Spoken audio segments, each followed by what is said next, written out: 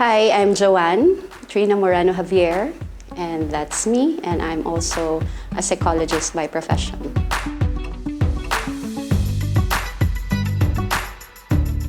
Right now, I'm a senior well-being manager for an organization. So what I do is that I do manage psychologists from different parts of the world.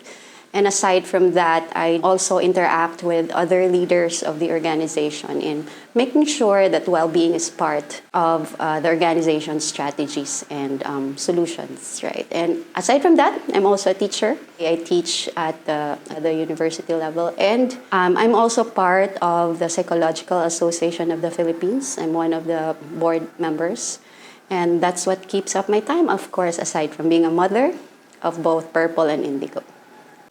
And how long have you been teaching in university? Oh my God, how long? Since too long. Probably give or take 15 years. So I've been in this profession, but all of them part-time in nature. My full-time job has always been different, but I always go back to teaching. So yeah.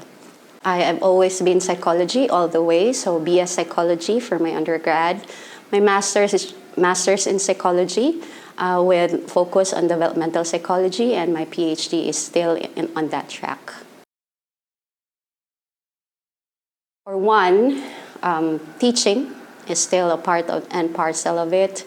Those who also decide to pursue the organizational industrial side or psychology at work, that's in HR.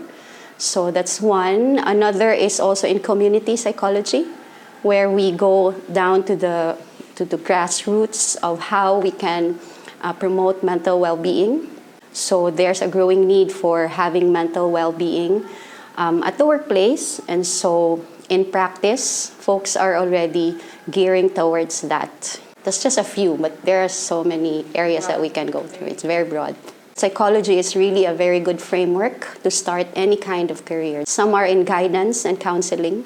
Some are also in med school, but only a few of us, because med school would require more sciences than the usual psychology curriculum that any school has. So that's just one of the assumed reason why most do not pursue that. But there are still some who really pursued med school as well. And of course, as mentioned, in the IO industry, which is now called psychology at work.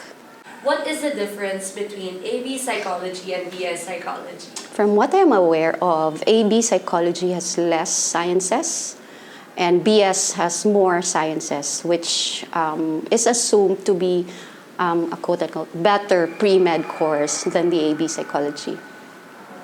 Thank you. What is your advice to students who desire to pursue psychology? Go ahead. Okay, that's really my advice. There is really a very wide gap of the population in terms of handling mental health concerns, and psychology is one of the best way for you to be there, right? So right now we do have, at least in the profession, psychometricians and psychologists. We only have around 48,000, but considering our population and the need, that's really lacking in so much numbers. And most of them are also not in the profession of the mental health profession. So that's really my invitation and my advocacy as well.